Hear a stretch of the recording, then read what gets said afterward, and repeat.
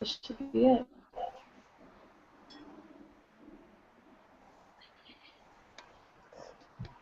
Okay, hold on a second.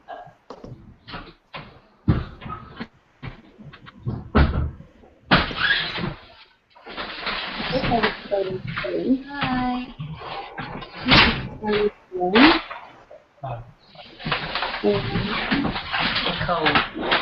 Here we go. Perfect. We're live. Okay. Yeah. We're live. I see it. I see us for real. I'm so excited. Okay. It's one of those things about technology that you have to use it before you can actually understand it. I truly believe that. So, all right. Welcome everyone to the very first Honor Study Topic Hangout hosted by the Illinois Regional Alumni Association. We're very excited to be here today, very excited to bring our featured guests to you. My name is Renee Robbins. I am the president-elect of the Illinois Regional Alumni Association, or what we call IRA for short. Tonight is going to be our very first in the Honor Study Topic Hangout series that we'll be hosting using Google On-Air Hangouts. So you have the opportunity to watch us live. This is 100% live right now. Or if you're watching it taped, it's 100% taped. So we will have it on air live, and then you can always go back and take a look at it to see anything that you may have missed, or to watch it later if you were unable to join us live. The Illinois Regional Alumni Association is hosting these sessions in an attempt to provide the Illinois region with additional information about the Honor Study topic. But obviously, this is open to everyone all across the nation, all across the society. If you are interested in participating, if you're not from the Illinois region, obviously the door is always open. You're more than welcome to be a part of our hangout with us. Our goal is to try and educate regarding the Honor Study topic, which this year is Frontiers in the Spirit of Exploration. So thank you for taking the moment to explore this new technology with us. Each session is going to be different. We will concentrate on a different theme from the Honor Study topic. Tonight we'll be focusing on Theme 2, Ideas and Ideologies as Frontiers. In a few weeks, we are going to actually focus on another theme, and we're going to be watching a movie called Food Inc. with one of our leaders, regional leaders, Miss Nicole down there. She'll be leading a discussion about Food Inc. So definitely stay tuned for that. But you know what? Let's go ahead and get started with tonight's topic. I am thrilled to be able to introduce to you Tom Kriegelstein. Tom is a Phi Theta Kappa alum. He's actually a fantastic alumni member because he is a fellow Phi Theta Kappa Phi Beta chapter College of DuPage alum. So very excited to have Tom with us. Now, while Tom was at COD, he was honored to be part of the Phi Theta Kappa All-USA first academic first team member, Illinois Centennial Scholar, and he was our outstanding male graduate. I remember, I think, didn't you read out of a Dr. Seuss book for your commencement speech? It was fantastic. Yes. I'll never forget it. After graduating from COD and from Aurora University, Tom had a number of adventures that have led him to where he is today. One of which, though, he cites as being one of the main events in his life that helped him discover his passion and skill for public speaking. It was speaking with Patrick Combs and having him agree to kind of help Tom along and become the wonderful speaker that he is today. So after all of that, in 2004, Tom co-founded what is now Swift Kick and developed the leadership program Dance Floor Theory, which you're going to hear much more about in a moment. Since that time, Tom has worked with over 450 schools, over 100,000 camp leaders nationwide. He has been voted the Association for Program of Campus Activities Speaker of the Year four times. And Dance Floor Theory itself, that program, has been named the best student leadership training program for 4 years as well. Actually, 3 of them were in a row, right? Wasn't it 3 years in a row? First one to be 3 years in a row. So it's a fantastic program. Can't say enough wonderful things about it. And from a Phi Theta Kappa standpoint, one, from decision making and so forth, and opening up your mind to other ideas and frontiers. definitely a great program, but also from a membership recruitment aspect, I know that's one of the things that Phi Theta Kappa is currently focused on, since this week is Phi Theta Kappa Awareness Week. So definitely a wonderful, timely topic to have Tom on, and can't wait to get started. So Tom, can you give us a little bit of background about what exactly dance floor theory is and how it relates to our topic? Yeah, well, first off, Renee, I'm going to take you on the road with me, because that was that was an awesome introduction, and but I'm also nervous now, because it's like, you know how when someone tells you they want to tell you a joke and they're like, it's going to be really funny and you're going to laugh so hard, and then you hear it and you're like, you're like, it wasn't that great. Like, I feel like there's a lot of pressure now to make dance floor theory sound like the greatest thing since sliced bread. But I mean, well, go ahead. I could go into the fact that, you know, my extra paragraph here is, but what I know Tom is most excited about and his most impressive achievement is that he married one of the most awesome women I know, fellow Phi Beta alumni Annie Colbert. But and then it goes in about how she was Grover and Oscar. So I could follow up with that if you'd like. That's true. I mean, definitely, it's good to put me in my place in relation to her, because people are always like telling me I have a cool job. I'm like, no, you need to meet my wife. She has a cool job, and it's just like ridiculous. So actually, tomorrow I think she's hanging out with Cookie Monster and going around to all the museums in New York, and I'm just like, what? You know, like, how is that even possible, and what does that even mean? Like, hanging out. How do you put that on a resume?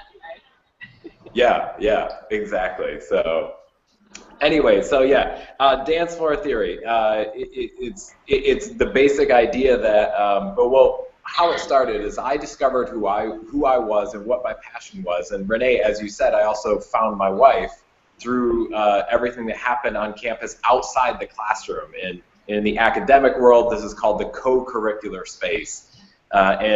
And so when I left college, several things aligned, and I discovered my passion for the co-curricular space matched up with my desire to see more students and more college campuses and students specifically experience that co-curricular space. The problem was, and I'm sure a lot of Phi Theta Kappa chapters out there will agree, is that funding's always a challenge, and getting students involved on campus is always a challenge, and student apathy is a challenge across the country. And so in my effort to combat this, this is the space that dance floor theory came out of. And the first thing people were like, how does dance floors match up with student apathy or student engagement? And I use it as a metaphor, where if you think about dance floors as a college campus or as a Phi Theta Kappa chapter, the two simple rules that come out really fast are, one is that the more friends that you have on a dance floor, the more fun that dance is going to be and the longer it's going to last.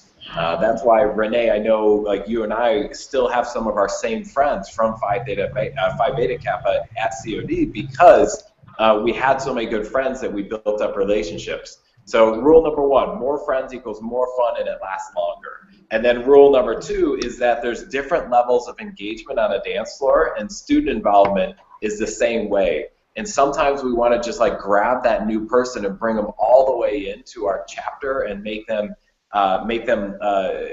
vice president or treasurer or whatever it is. But just like on a dance floor, if someone's on the edge with their arms crossed, it takes several steps to get them to go straight to the center, which brings me to rule number three, is that the action's in the center. Our goal is we want to get more students involved. We want to bring them to the center of our dance floor. But engagement's a process, and too often leaders are going about the process in a way that actually deters students from getting involved instead of helping them to get involved. So that's the core of dance floor theory, and then it extends for another 5 hours of training.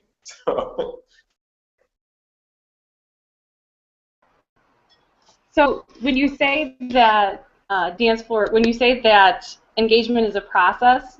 Can you kind of take us through what that process is, or what you see that process? Yeah, so we based it, originally it started with the hero's journey was where we got the idea of like different levels. Everyone's on a journey and there's different levels, and that's where we started with, was that concept. And then we started seeing it on college campuses, and in dance floor theory we break it down into 6 stages. The first stage, we call them the neutrals of the dance floor, the ones who are fully disengaged, not interested. They're the ones with their arms crossed, and we attach a word to them that says they're basically walking around on campus going meh, meh, meh, meh. They want yesterday to look just like today, and they want it to look just like tomorrow. They are our car to class, back to car people, right? They don't do, that's their college experience.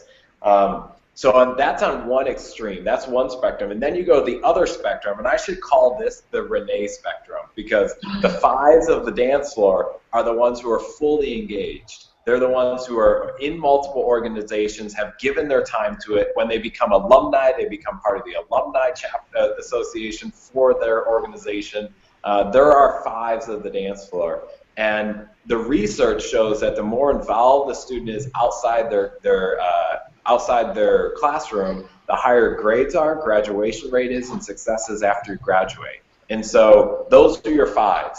And then in between, you have your 4s, your 3s, your 2s, and your 1s. And 1s say what's in it for me. Sorry, 1s go from meh to meaning something got them to pay attention. They're actually paying attention to what's going on around them besides just going from car to class. Then the 2s say what's in it for me. These are your free pizza people, right? They're the ones who will show up to anything as long as there's something free. And that's great because they're the lifeblood of involvement within our organizations besides the leaders. And so if 2s are the ones who show up to the party, I like to say 3, 4s, and 5s, they host the party. 3s say what's next for me, 4s say how can I help, and then 5s say how can I help. These are the leaders. These are the ones that are trying to go out there and engage that group of disengaged students and bring them in. And so those are the different levels. That's the different levels of engagement on the spectrum of a dance floor, and same thing with the college campus or in your own Phi Theta Kappa chapter.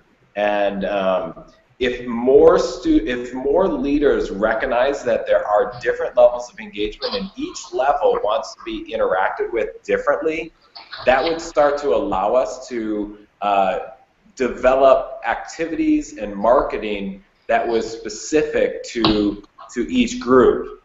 And I say that in that the largest group on every campus are the disengaged students. According to the National Survey on Student Engagement, 60 or 84% of students will never participate in any college-sponsored activity. And so that's our largest chunk. But we're doing activities and programming that's focused on the top part of the pyramid versus the bottom part. And I'm saying we need to get a lot more activities that hit this group right here, that get them to pay attention and then build the relationships before we try and get them to show up at our next activity. And so that's the spectrum. That's really interesting, and I'm going to open this up. Christina Boyce, who is the IRA secretary, and Nicole Holm, who is the a member at large for the Illinois Regional Alumni Association, are both joining us to facilitate the discussion with us tonight. So, ladies, if you have any questions as well, let's open this up and have our dialogue. But one of the questions that I wanted to ask you was, I picked up on something you said about the what's in it for me, and the different levels of engagement. It seems like at each level they have a different question in mind that you need to answer in order to get them to change their mind about becoming involved. And that you're saying that there's different things that each one of those levels are interested in. Can you talk a little bit about that, how you address that or how you look at that? Yeah, definitely. So let's just, if the 3, 4s, and 5s, you can kind of clump together in that they're the ones who are going to show up. They're the ones that are going to read your flyers, read your emails, read your posters that say there's an event coming up, and so you just come. Because that's what they do. They're actually paying attention to that flyer, that marketing material. Your twos, they'll pay attention to it, but it has to have something in it for them. So free food, free t-shirt, free credit for class, like give them some personal motivation for their own lives as to why they should go. And then your ones aren't ready to come to your event yet. So your neutrals and your ones, in the world of dance floor theory, we call these blender events. And anyone who knows me knows that one of the biggest things I do is I go around and give people free hugs all the time. Someday I'll break a world record. The unofficial handshake of Phi Theta Kappa is a hug. So, you know, I'm just going around giving hugs. And people think it's like, oh, because it reduces the amount of germs being spread around. I'm like, yes, that is true, which is a good thing. The other thing people say is because it releases endorphins in the body, and that is also true. But the third part is I'm getting all those neutral and one students to have what's called a pattern interrupt in their day. From car to class to class, class back to car, somewhere in that space, I want to inject in that moment with some activity that gets them to go from meh to and that moment of discovery gets them to, hopefully gets them to smile. And we call those blender events in the world of dance floor theory, where what we're doing is we're mixing it up. We're trying to mix up a person's day, but then also we're trying to mix up people with each other, because going back to rule number one of dance floor is the more friends you have on a dance, the more fun it's going to be. So when I give a hug to one person, I don't want to just give a hug to that person and give a hug to another person and be done with it. Instead, I want to give a hug to this person, and then connect those two people together, or give them free hug signs so now they're part of the blender event that's going on. And that's the way we engage those neutrals and the ones. Is first we go to where they're at, find out where they're at. So bring it to them is rule number one. Rule number two is have a positive reaction. Because I was at a school one time working with a fraternity, and I came back a year later, and they had, one of the guys had a cell phone, a bunch of pictures, and he's flipping through showing me this blender event that he had done, and it was the zombie run that they did on campus, or a zombie walk, where you like dress up like a zombie. I was like, oh, it's so cool, except they took a whole tub of fake blood and dumped it on themselves and kept running through campus. And I was just like, every picture was everyone around them freaking out. And like the last picture was the campus police charging after them. And you're just like, all right. So we added in positive reaction, meaning whatever the activity, whatever the blender event is, make sure that it's getting them to go from meh to in a positive way. Rule number three is blender events is connect the dots. Meaning continue to host activities that engage your 3s, 4s, and 5s, where you're asking them to show up, because we want to keep supporting them. But notice and recognize that the majority of two-year schools are in this 84% range of where students are engaged in the campus activities. So connect the dots means host your big events, but then in between the space between those big events, host a bunch of blender events so that you've increased the number of neutrals who are ones and ones who are twos. Because if you have more twos, they're going to see your flyer that says free food. Then they show up. Then you get to connect them with someone at the event so they have more friends. They stick around longer. They show up at your next event. Now that they're at your next event, then you get them to sign up to be a part of the leadership team. Now they're part of the leadership team. Then they join 4 organizations. Then they're sleeping in student activities. That's the process. And that's why we have constant student activities. That is the reason, because of the 5. The end goal of all of this is to get students to sleep in student activities. Those chairs can be pretty comfortable.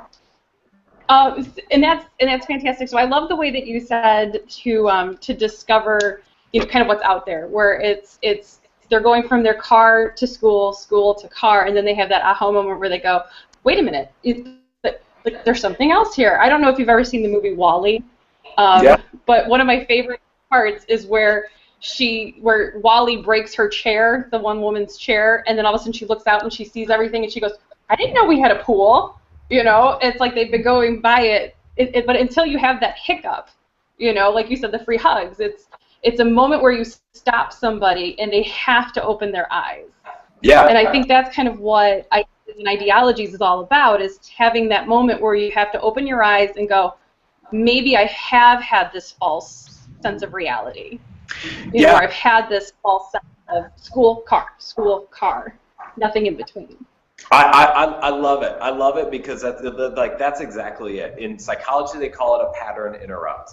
And what we're doing is we're trying to. And then there's another organization outside of schools called the Fun Theory. They have a phrase that they have a slogan that says, "Fun is the easiest way to change people's behavior for the better." And if you think about it, that's exactly what we're trying to do with their ideology, is change it, but for the better, so that they recognize that there's two ways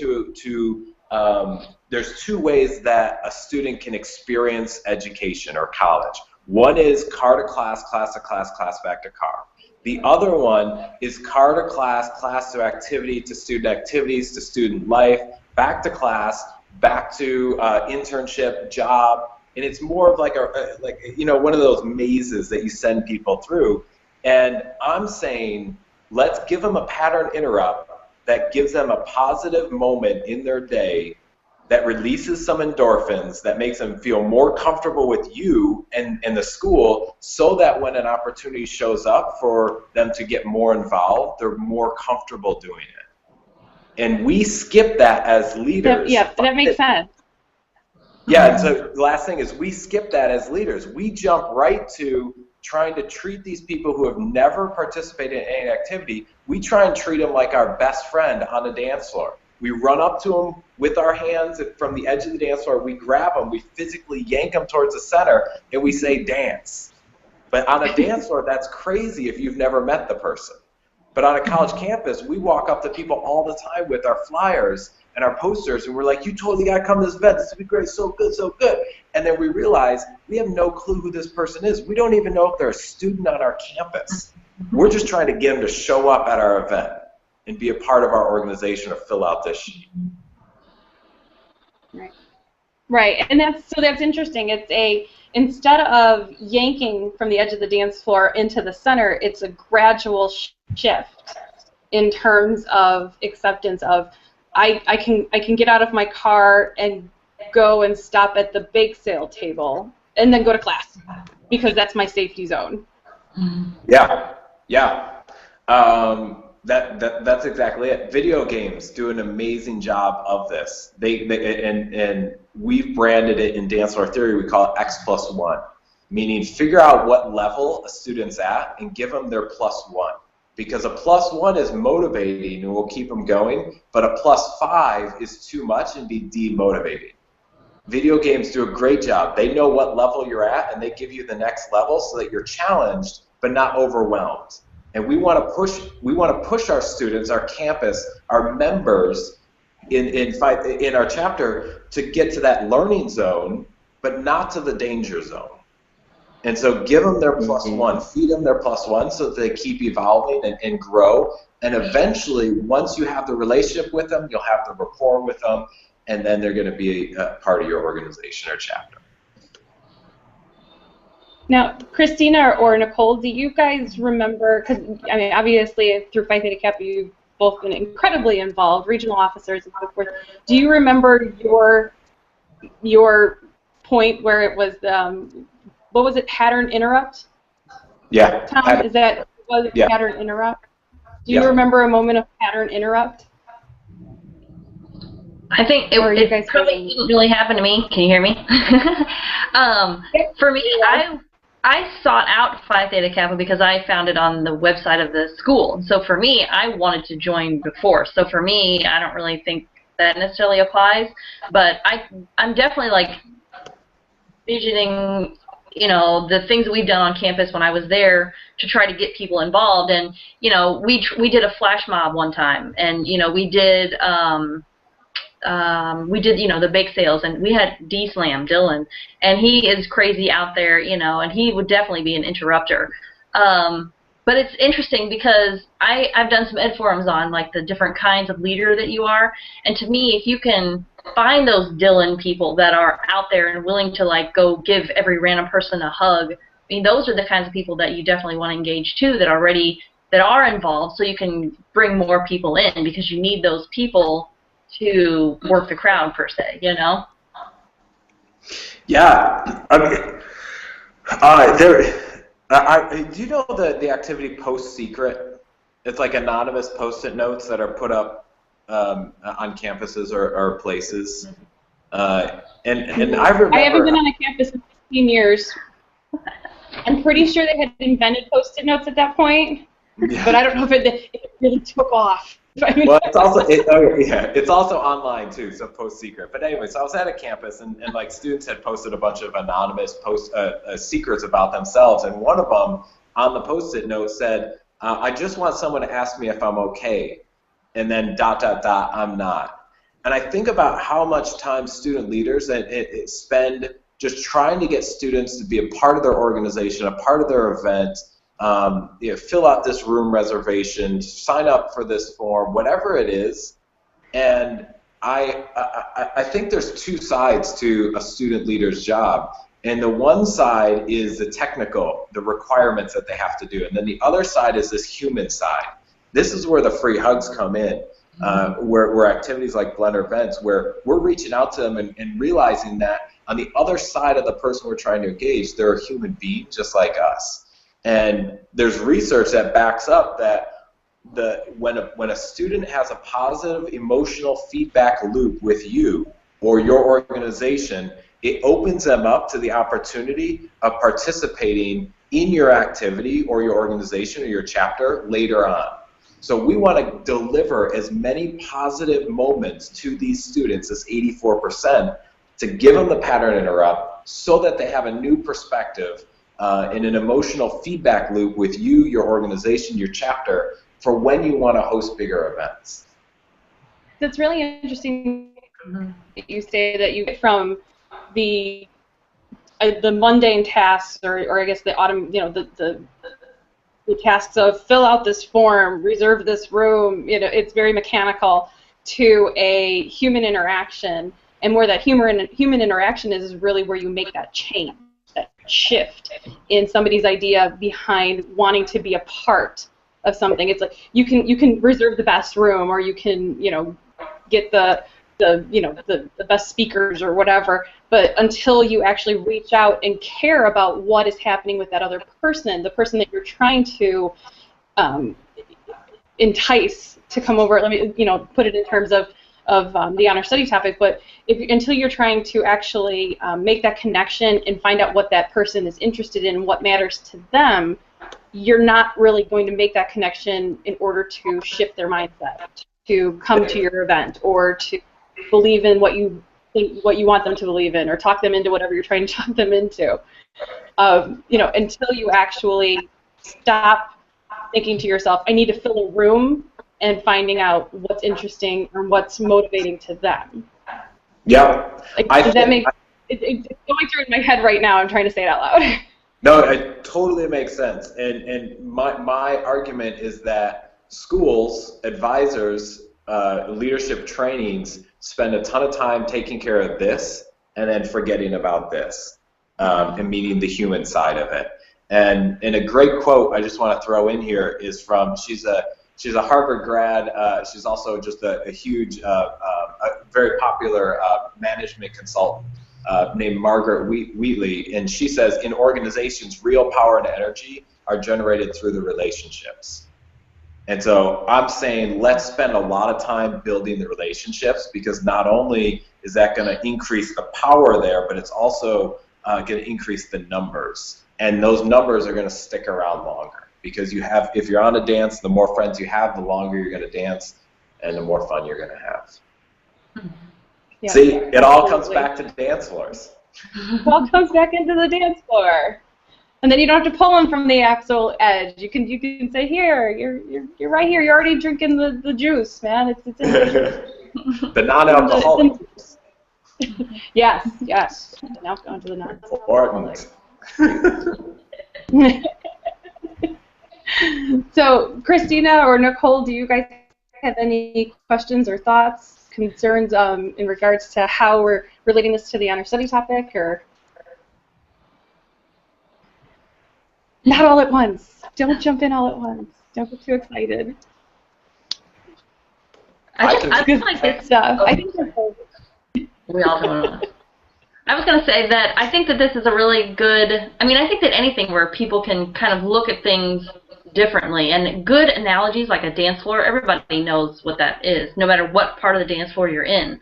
So to me, this is an easy way for people to visualize and understand, you know, what the situation is and how to work that situation to, you know, get the end result that you want. You know, maybe you need more 3s and 4s, you know, maybe you need some help, maybe, you know, you're at different levels, you're at different stages, and you need different people to do different things, and to kind of just look at the whole situation differently, I think is going to help a lot of people. So.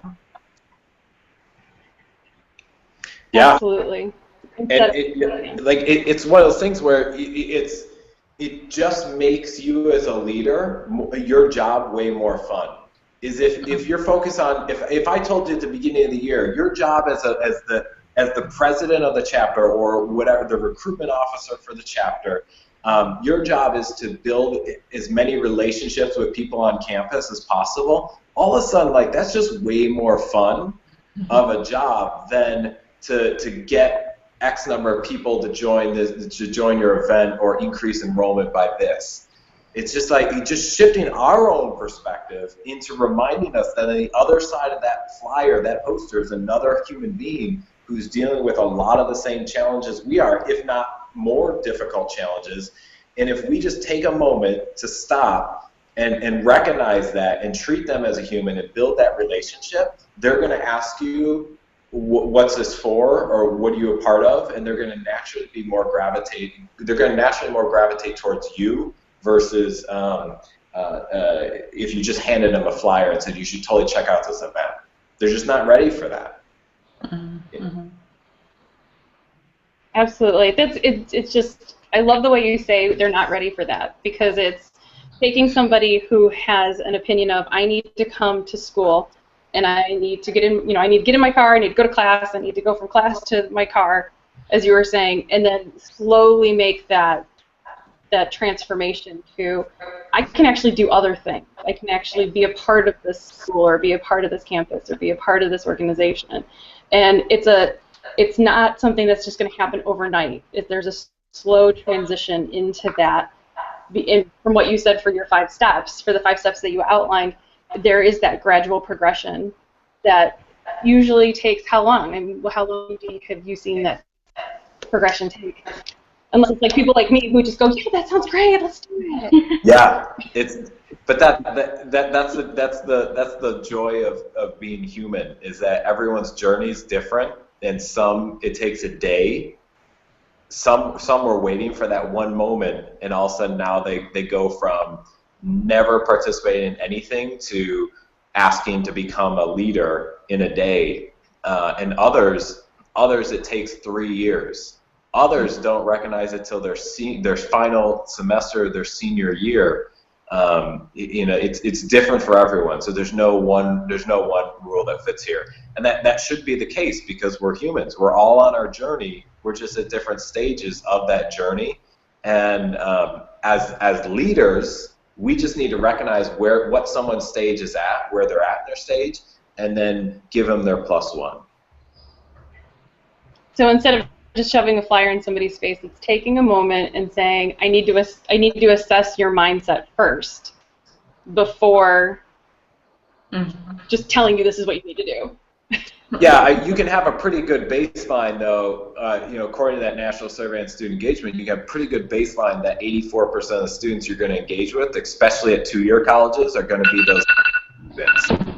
And I want to add just one thing here, because the question that always bounces back is like, well, Tom, you know, what about the single parent who works 2 jobs, goes to class, and just doesn't have time to participate in any activity? You know, the average age of college student page was 34, and that's totally different than an 18 to 22-year-old who lives on campus and lives in a residence hall, and that's it. And this is where the definition of engagement has to change, or is changing.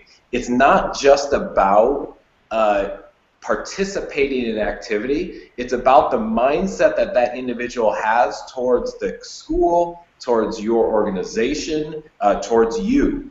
If they have positive thoughts, positive they share positive feelings, or they talk about it in a positive light, that's engagement. It's not about physically like always showing up at the activities. So if we know that, and so we can do that, but we can't, those people won't show up to our events. So what we want to do is just build a relationship with them, and so that they talk positive. If it comes up in class, it'd be like, oh yeah, I heard about Phi Beta Kappa chapter, and you know, some of the things, they were the ones giving out the Hershey kisses as I was walking in the door and said, here's a kiss to start your day. Or, you know, they had umbrellas and walked me to class because it was raining out. To give to others is to receive, and that's a big part of this. Is like, let's stop trying to get people to do stuff and start doing stuff for people, and watch how much more exciting it is to be a leader of your chapter, and then also just how much more how much the engagement is going to increase in your chapter, but then also as your campus as a whole. That's interesting. So engagement may not be what your definition is, but that doesn't mean it's wrong. That doesn't mean that it's not engagement. That doesn't mean that it wouldn't match their definition of engagement. Where, yeah, again, you know, for the honor study topic, it's somebody may not look at your truth and say, oh yeah, absolutely, but you may have opened their eyes to go, I kind of see where you're coming from. I kind of see where that all leads to, or I'm willing to, I don't believe exactly what you're saying, but instead of me being, here, I'm now over here, a little bit closer, but just a little off from what you think. But I'm willing to open my mind to other possibilities.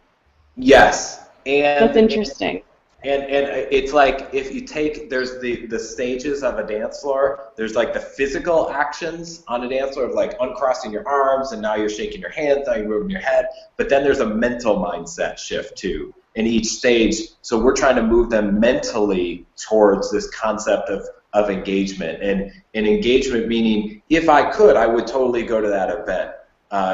Recognizing that not everyone has that ability, but they will. There's a quote, be nice, the world is a small village. And so we're leaving random acts of kindness on our campus. That's going to come back to us in multiple ways.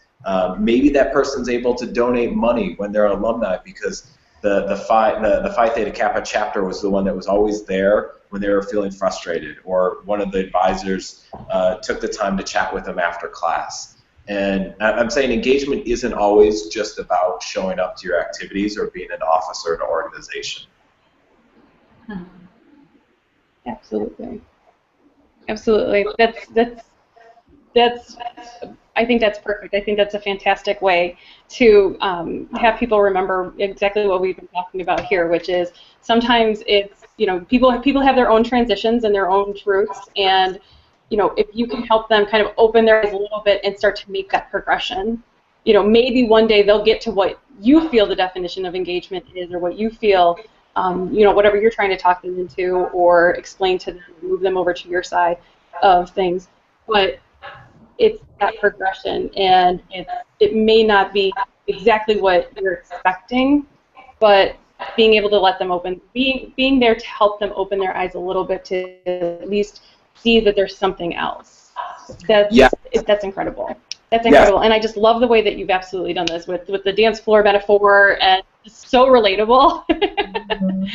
It's like, and you know what I will tell everybody who's watching this, whenever you watch this, check Tom out on YouTube, because his presentation style, when he gets so passionate and excited about this theory, is phenomenal. I was hoping at one point that you'd bust out with this, that's my jam! I have to save certain jokes for certain times. Oh my gosh. But Renee, I was getting the oil change in my car. I'm sitting in the automotive whatever the little waiting room thing is, and I had my headphones in, and I'm watching your presentation, and you bust out with, it's my jam. I busted out laughing so hard in the middle of all of these people, I couldn't help myself. I was just like, oh my gosh, because you're so engaged, you're so excited about it, and it makes sense, because what you've explained to us tonight totally makes sense to me, at least, and I hope that everybody watching this can see the truth behind what you're saying. It's this progression and being able to change somebody's mind from meh to I'm 5-star leader. That's awesome. So fantastic work. Thank you so much for sharing it with us today. I really appreciate it. And again, thank you so much, Phi Beta alumni. Thank you. Renee, can I give one final bit here before we close out? You can do whatever you want. Okay, I'll go for another 4 hours. I love talking about this, so don't tempt me. I know. All right. Now, here's my final thing: is that up until this point, we've talked about them, the other, the people on our campus. But I also want to challenge the Phi Theta Kappa leaders out there to rethink the way that rethink what leadership is, and in the concept, in just pulling a quote from one of my favorite quotes from Francis of Assisi, who says, "For it is in giving that we receive." And if we just go at our leadership position from a gift that, or something of giving of ourselves to our community, then that's the goal, and that's what we do. That's going to walk away for us feeling good. The community's going to feel good, but also it's going to increase engagement. So it's not just about us like understanding the quote-unquote game of engagement, and so we can bring people in.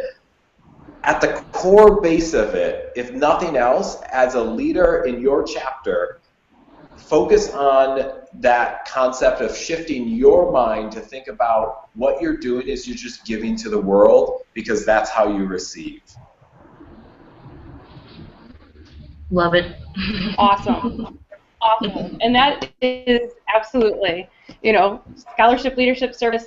I don't know if fellowship's supposed to be a hallmark anymore or not. I don't know my favorite hallmark. I was really good at it.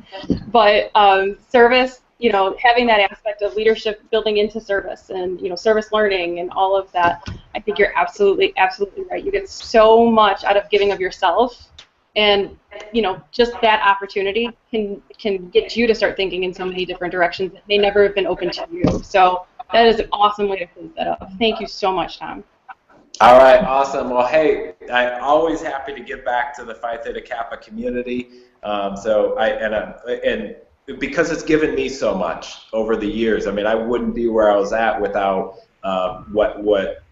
me being involved first as treasurer, but then winning the All USA Academic First Team. That led to me giving some speeches. That led to me feel like I was pretty good at it. That led to me finding my passion in this co-curricular space. So I'm just giving back to the world as much as I can, with the end result that I'm trying to build as many leaders that create engaging communities that leave their members feeling welcome, connected, and engaged. That's awesome. Well, you know what? You told me not to call. I'm going to call you on it. We'll be in touch. We will take full advantage of that. that and the fact that you got to you got to marry a pretty nice lady. She is pretty. So, it's given a lot to you. So, yeah. All right, sir, thank you so much. Ladies, thank you so much. And Nicole, when are we doing your Food Inc. discussion? That will be March 5th. March 5th. March 5th. So March 5th is the next time we will see everybody. And I appreciate it so much for you guys being here and being a part of this with us. If you have any questions, feel free to leave them on the chat or on the comments for the video, and we will always do our best to get back in touch with you and give you some answers. All right, everybody, sign off. Big waves. Big hugs. Big hugs. Oh, big hugs. Sorry. Big digital hug. All right. Have a nice night. Bye. Bye.